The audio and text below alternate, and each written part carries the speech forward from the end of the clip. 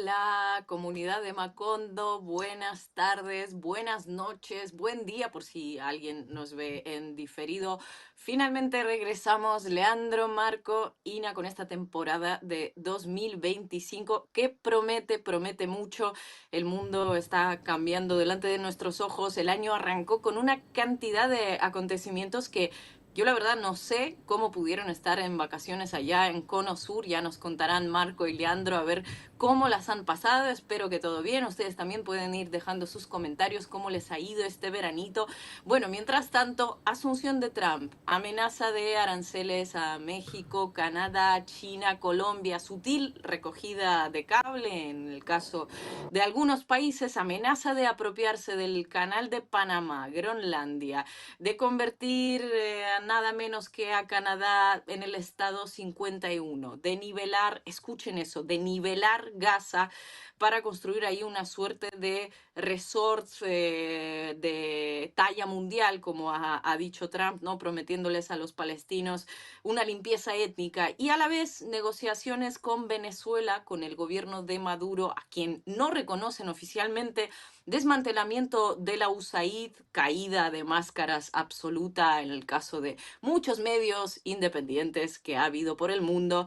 Bueno, muchos medios pagados por esa hija de la CIA que ha estado financiando y promoviendo cambios de régimen en América Latina y más allá desde hace décadas. Bueno, ¿qué pasa en el mundo? Yo creo que necesitábamos este análisis de los macondianos, análisis. Vamos, yo necesito oír opiniones de Leandro y de Marco sobre todos estos temas. Pero antes de pasar a Trump y sus relaciones con América Latina y con el mundo, hablaremos de otro país que este domingo celebra elecciones presidenciales en una suerte de como primera contienda, primera batalla regional entre los que se alinean con Trump y los que no se alinean, ¿no? Entre las mascotas de Trump y las no mascotas, hablando en Román Paladino. Daniel Noboa busca revalidar su mandato frente a la candidata de la Revolución Ciudadana, Luisa González. Nosotros tendremos el honor de contar con la periodista y amiga de este espacio, Alondra Santiago,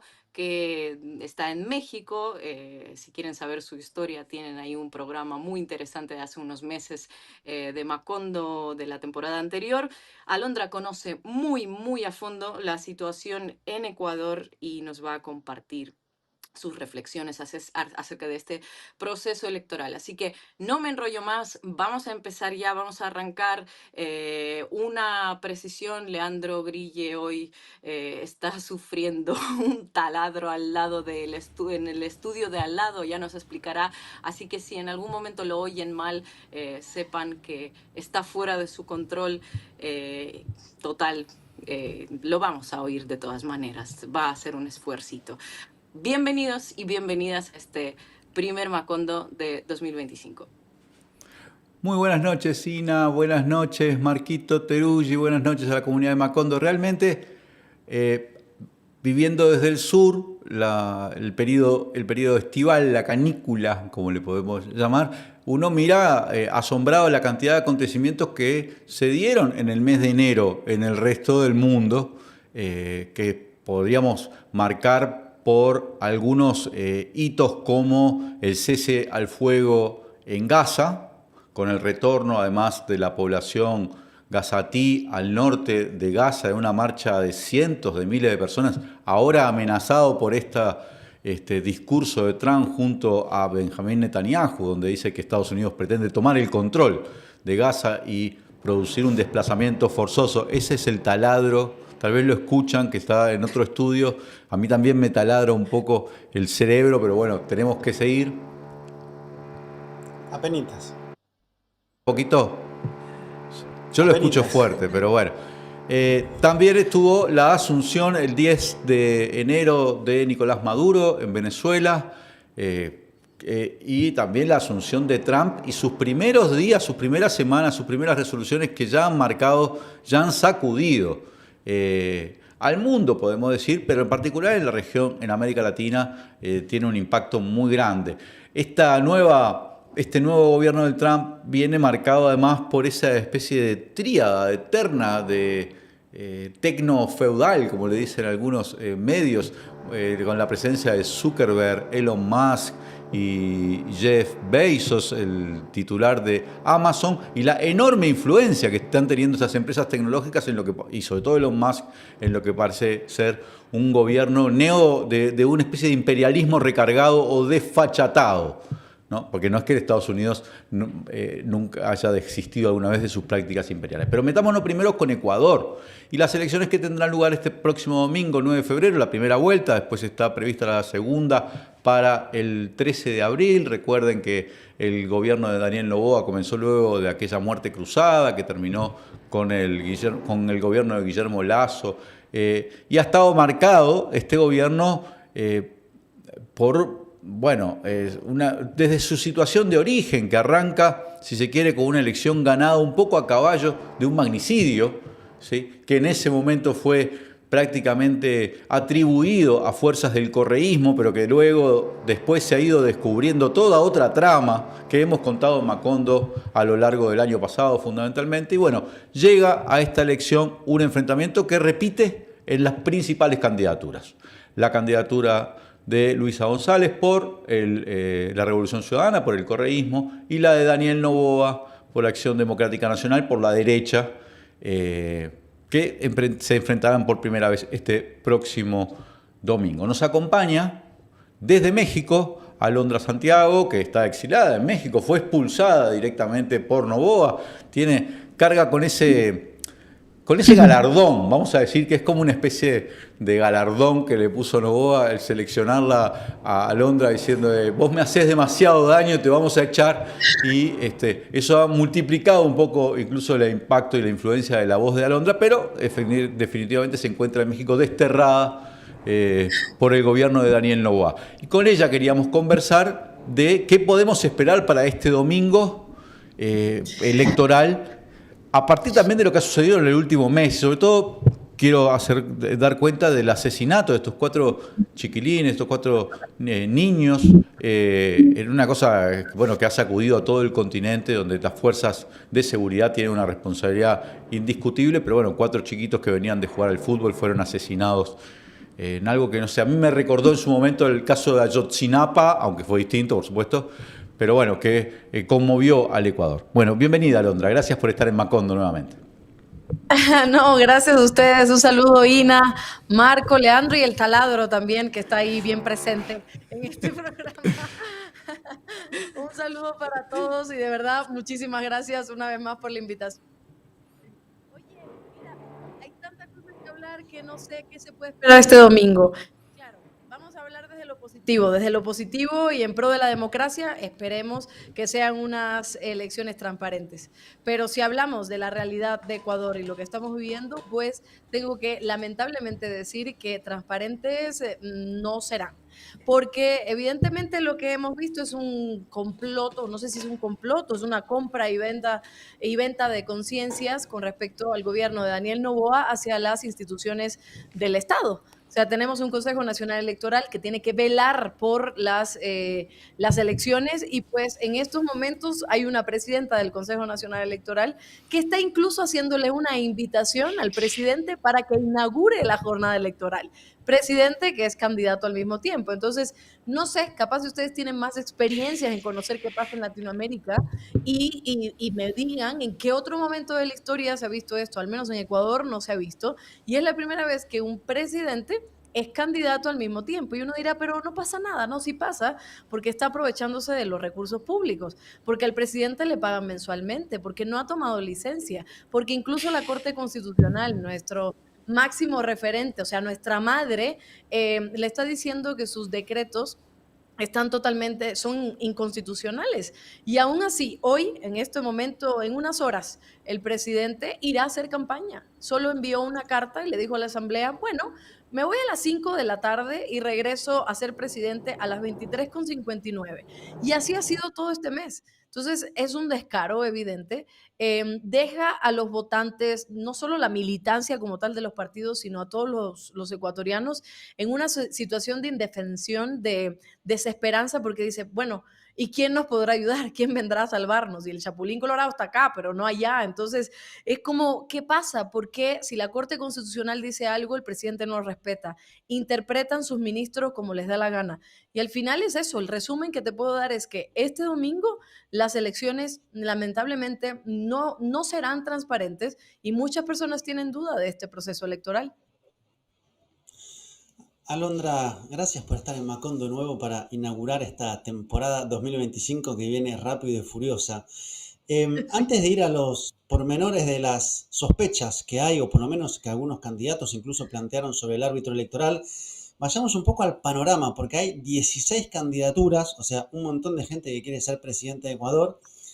No paran de haber elecciones porque hubo elecciones presidenciales en el 21, en el 23, ahora en el 25. Es como cada 2 años hay que elegir un presidente. Es una suerte como de situación casi como de repetición. Y además uno ve que quienes están posicionados encabezando son otra vez Daniel Noboa y Luisa González. Una suerte como de repetición. Incluso uno se pregunta qué más pueden ofrecer que ya no hayan dicho hace solamente un año y medio. Pero ¿cómo está esa pulseada? ¿Qué nos dicen o no nos dicen las encuestas? ¿Cómo lees el termómetro de cómo se pueden presentar los números para el domingo? Sí, Marquito, muchísimas gracias. Yo lo que veo es que las encuestas en este momento, bueno, si es para el programa de ya, tal vez no me meta en problemas, no puedo hablar de números porque ya no se puede hablar de estos temas, pero digamos que desde un inicio Daniel Noboa y Luisa González estaban a la cabeza. O sea, estos otros binomios al final no representaban mucho. Digamos que hay una tercera posición que sería la de Leónidas Issa, que es el candidato indígena de la CONAIE, que va con Pachacutic, que medianamente puede ganar algunos votos. Pero los demás, hablaba ayer con algunos analistas y simplemente entran a la papeleta, uno, por la crisis de partido que hay también en Ecuador, que lo que hacen es alquilar a candidatos y viceversa. El candidato alquila su partido, ¿no? Entonces, tienes de repente a un tipo que firmó la carta de Vox en el Partido Socialista. Y tú dices, ¿cómo? ¿Cómo puede pasar estas cosas? Pero de repente tienes a una mujer que fue con el candidato Fernando Villavicencio, que lo asesinaron en el 2023, yendo por un partido y de repente se cambió a uno que se llama Partido Sociedad Patriótica del expresidente Lucio Gutiérrez. Entonces, de repente tienes estos cambios, ¿no? Tienes a un tipo que además tiene denuncias por corrupción y ahí está.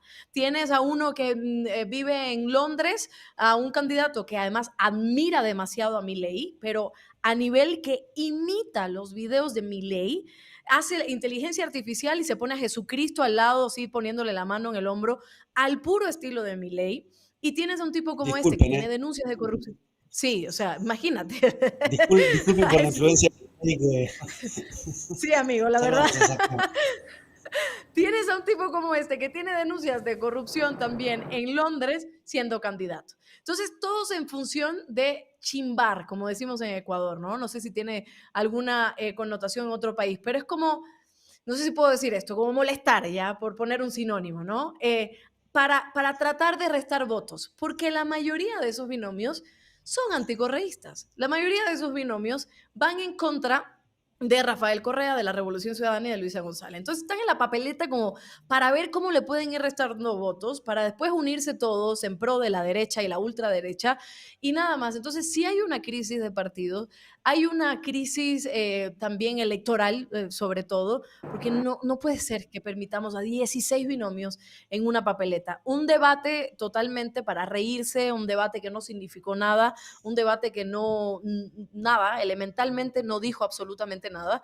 Y eso es lo que estamos viviendo ahora. O sea, simplemente están ahí para sobrevivir, para hacer algo a costa de Rafael Correa y de la Revolución Ciudadana, y otros para tratar de restarle votos. Tienes una Andrea González, por ejemplo, que es la que te decía que fue con Fernando Villavicencio, que odia. O sea, ella es la que dijo, prefiero un melloco es como una semilla, como algo, como un maíz, como una cosa de eso, prefiero un melloco que votar por el correísmo. O sea, ese es el nivel de debate electoral, político que se maneja Ecuador en estos momentos. Prefieren votar por una semilla que votar por alguien que puede ofrecer algo diferente.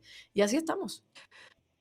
¿Cómo se sostiene eso, el relato de la pesada herencia de la corrupción y del correísmo, si el correísmo hace 8 años que no está en el gobierno? No entiendo cómo logran mantenerlo, con ayuda de qué elementos, más allá de pues, sus propias declaraciones. Ina, qué lindo verte. Ojalá pronto estés por acá. Hola. Qué bueno verte, Alondra. Se sostiene porque Rafael Correa Ina fue la figura más importante que hubo en 10 años en la historia política de Ecuador. Se sostiene porque se hicieron muchísimas cosas con respecto a no solo la parte política, sino lo social, lo económico, lo judicial, en fin. Se sostiene además porque la derecha ecuatoriana es como muy... Cuando digo débil, no significa que no tengan fuerza, ojo, digo que no tienen elementos, tienen, ya te digo, partidos que se compran a sus candidatos y no tiene un representante fuerte. El único representante que pudo otra vez joder todo lo que pasaba en Ecuador fue Lenín Moreno, que claro, se pintaba como un representante de izquierda, puesto también por Rafael Correa, y que nosotros también fuimos a votar porque decíamos, todo bien con este señor.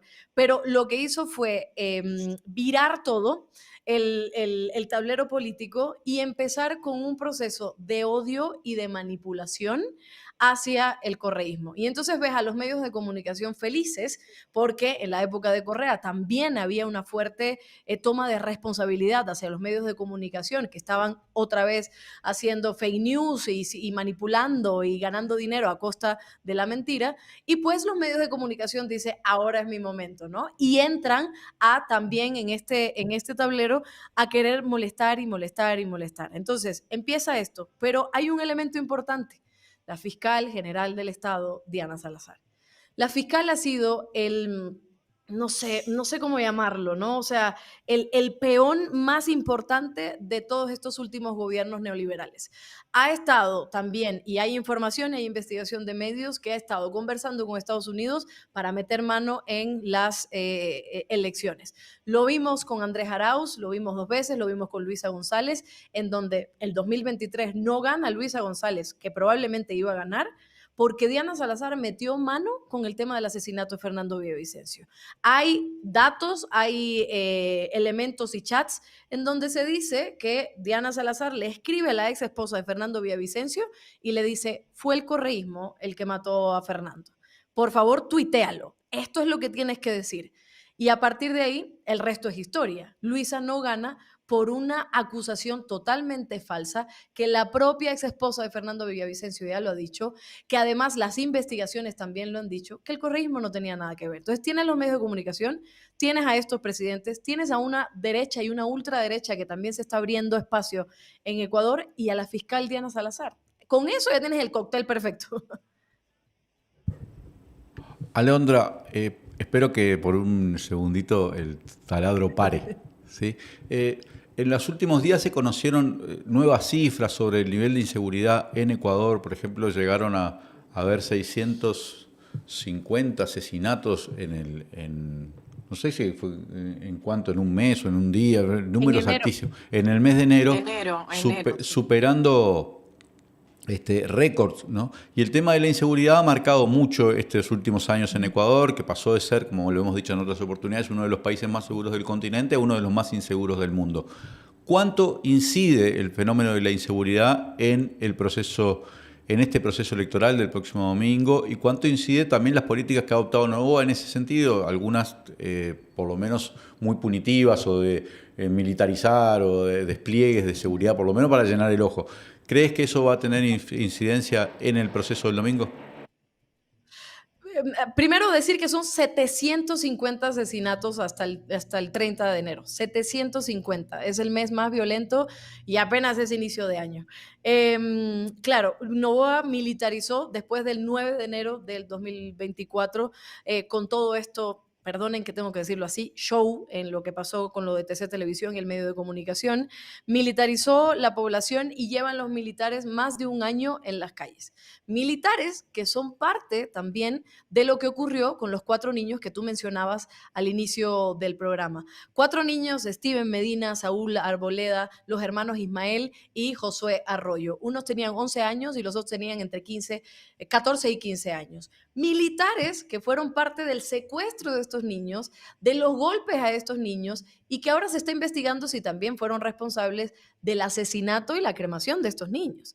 Militares que también han sido reportados por comisiones de derechos humanos, por organizaciones de derechos humanos en todos lados, que están violando a privados de libertad en las cárceles porque ellos supuestamente tienen el control de las cárceles, cosa que no es cierta porque el narcotráfico continúa, la delincuencia organizada continúa y además todo se opera desde las cárceles. Un reportaje de The Economist entrevistaba a algunas personas y mencionaba precisamente que es mucho más conveniente estar en la cárcel que afuera, porque de las cárceles se puede manejar absolutamente todo en términos de narcotráfico y delincuencia organizada. Entonces tienes a estos militares que no están protegiendo y que en este momento, literal, no me lo estoy inventando, lo que están haciendo es proteger a los cartones que Daniel Noboa está ofreciendo en las calles. Y tú dices, ¿cómo que cartones? Sí, Daniel Noboa está haciendo su campaña con cartones de su imagen y hay militares que están resguardando la repartición de los cartones. Para eso ha quedado. Pero han militarizado y la violencia se ha exacerbado, ya están las cifras. ¿Cómo es posible que un país que tenía 5 muertes por cada 100.000 habitantes tengamos ahora 750 asesinatos en un mes? Entonces, ¿cómo vamos a terminar el año? 2023 fuimos el país más inseguro del mundo y hay ciudades de Ecuador que son las más peligrosas del mundo también, no solo de América Latina. 2024 terminamos con 38 muertes por cada 100.000 habitantes. 2023 estamos en 45. Si enero empezó así, ¿cómo termina? Respondiendo a tu pregunta, a ver, hubo apagones de 14 horas. Gente que perdió su trabajo. 3 de cada 10 ecuatorianos tienen trabajo adecuado. 3, nada más. Y la inseguridad. No hay medicina en los hospitales. Acababa de ver una noticia que está en peligro el tema de las dializadoras porque pacientes que tienen enfermedades renales no hay presupuesto porque el gobierno no ha dado dinero y no tienen cómo atenderlos. Y con eso todavía hay gente que va a votar por Noboa. Entonces, mi respuesta es, sí, para nosotros, si ves un contexto como este en Ecuador, evidentemente vas a votar por un cambio, porque esperas que te resuelvan los problemas medulares. Pero aún así, hay gente que está detrás de un cartón. Hay gente que está comiendo cartón básicamente porque no hay alimento, no hay comida, no hay nada, y está simplemente siguiendo a un Daniel Noboa que además está aplaudido por la prensa, que paga a la prensa, que paga a las instituciones y que tiene amenazado a todo el mundo. No solo a los periodistas, Leandro, es a juezas las manda a amenazar y es a casi todo el Ecuador que dice, si yo hablo, me van a perseguir. Entonces, básicamente esa es la cuestión y no sabemos. Ojalá la gente tenga conciencia, pero el domingo no lo sé. Sí, y uno de los argumentos que escuchaba de Noboa y de quienes lo defienden es el de faltó tiempo, empezó hace muy poco, está recién empezandito, entonces en realidad está como poniendo en marcha los motores. Pero quería volver sobre un candidato que mencionabas, que es Leonidas Sisa, que es el candidato de la CONAIE, y además el movimiento indígena internamente tiene diferentes corrientes, e Isa ha estado vinculado históricamente al ala más de izquierda, que hace pocos días la encaró de frente a la directora, a la presidenta del CNE, y la acusó de la imparcialidad y de estar teniendo todo salvo el papel que debería tener. ¿Cómo ves eso que es tan importante, que es básicamente quién organiza las mesas, quién hace el recuento y quién da los votos? Ahí hay un nivel de preocupación fuerte que hay que tener. Y déjame solamente decir esto. Uno pensaría que el objetivo, por lo menos repitiendo escenarios anteriores, para Noboa es llegar a la segunda vuelta, porque su objetivo, como vos bien decías, es juntar a todos los otros binomios y hacer un gran frente contra Luisa González. Y para el correísmo, ganar en la primera vuelta. Pero el CNE está tan inclinado, la cancha tan parcializado, Sí. el árbitro y toda la tribuna en contra. Sí, totalmente. Mira, el tema de poder ganar en una sola vuelta, nosotros lo hemos visto de parte sobre todo del gobierno, ¿no? Que están tratando de imponer esa narrativa. La propia mamá de Daniel Noboa, que probablemente si es que gana, capaz si la vemos como presidenta de la Asamblea, la madre del presidente, cosas así absurdas que dan dolores de cabeza, están imponiendo la idea de una primera vuelta. Leonidas Giza tiene otro componente también, Marquito, que le quitaron sus asambleístas. La presidenta del Consejo Nacional Electoral hizo ahí todo por una denuncia, etcétera, que además no procedía. Le quita a los asambleístas nacionales de Pachacutic a Leonidas Giza. Asambleístas que doy fe que eran una maravilla también, que eran ambientalistas, feministas, de todos estos grupos también de izquierda, y se los quita. Entonces Leonidas Giza va con Pachacutic con los asambleístas también que van por regiones, no asambleístas nacionales. Y también él ha visto que cómo es posible que un presidente esté haciendo campaña sin pedir licencia y la encara y le dice las cosas que no confía en un proceso electoral. Te digo más, en este momento estaba viendo la noticia de que el CNE cambió las delegaciones provinciales antes de las elecciones y que de los cambios, lo denunciaba otra consejera del Consejo Nacional Electoral, expuso que todos estos cambios también, al cambiar a los delegados, han puesto a funcionarios del gobierno. Entre los nombramientos de los 150 vocales, y estoy leyendo la noticia de Radio Pichincha, entre los nombramientos de los 150 vocales de las delegaciones electorales provinciales y del exterior, se encuentran varios funcionarios del gobierno de Daniel Noboa. O sea, funcionarios siendo delegados. Y tú dices, entonces, ¿cómo confiamos en un proceso electoral? Donde Diana Tamaín también está predispuesta a favorecer a Daniel Noboa y lo ha hecho desde un inicio. ¿Cómo confiamos si no han procedido las denuncias en el Tribunal Contencioso Electoral? Porque el Tribunal Contencioso Electoral también tiene jueces, que parte de esos jueces tienen a familiares también en el partido de ADN. ¿Cómo confiamos en una Diana Tamaín que tiene a su hermano como embajador en Queens, puesto por Daniel Noboa? Y ahora cambian el tema de los vocales que tienen que vigilar el proceso legislativo. Yo sé que cuando estamos frente a una campaña, frente a unas elecciones, hablar de fraude suele ser contraproducente, ¿no? Porque queremos que todo salga bien. Pero sí hay que anunciarlo. El mismo Rafael Correa lo ha dicho. Yo, contra todo, porque trato de dar esperanza, también lo he mencionado. Así gane Luisa. Con todo lo que está pasando, ¿ustedes creen que Daniel Noboa se va a quedar con los brazos cruzados? No quiere que Verónica Abad, su vicepresidenta, suma, porque, discúlpeme, han hecho de Carondelet un burdel. Han puesto el ministro de gobierno. ¿Cómo es posible que un ministro de gobierno llamado Arturo Félix Wong de repente pase a ser un embajador en Colombia y nadie hable de él? Que estuvo también involucrado en el tema con la ministra del Medio Ambiente y la ministra de Energía encargada con temas de compra de generadores que también no se sabía ni dónde estaba la empresa y pagaron un anticipo de millones y millones de dólares y no nos dieron esos generadores, todavía no sabemos dónde están. Entonces, todo este es el contexto para ir a votar, evidentemente el domingo, pero con un olor a fraude, porque Daniel Noboa tiene comprada todas las instituciones y ahora los delegados van a estar ahí. Hay muchas alertas de lo que está sucediendo. Andrés Arauz dice, lleguen un poco más y a las 5 de la mañana para vigilar el proceso. Y hay temor, porque si un tipo tan violento como este, autoritario, deja que el pueblo decida y que realmente elija a Luisa González, entonces ahí como hay una disonancia. Él va a hacer todo lo posible por quedarse 4 años más en el poder y ahí sería la debacle de Ecuador. Alondra, una última pregunta te hago así más corta, resumiendo toda esta conversación. Te voy a pedir como un ejercicio de previsiones.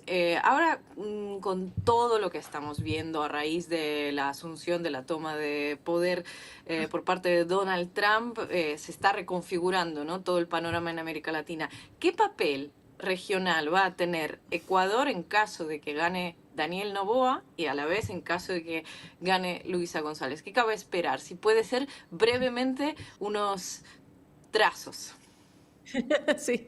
Si gana Daniel Noboa, seremos evidentemente y a puertas abiertas del patio trasero de Estados Unidos. Se dejará libre acceso a la injerencia y a la dominación de Estados Unidos, como le encanta a Estados Unidos. Si gana Luisa González, estaremos hablando de soberanía y estaremos hablando de independencia.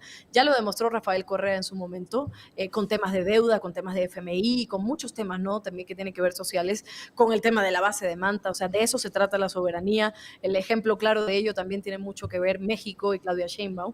Pero si gana Daniel Noboa, a ver, fue un presidente que fue a la toma de posesión de Donald Trump y lo primero que hizo fue aplaudir de pie cuando Donald Trump dijo voy a empezar las deportaciones masivas.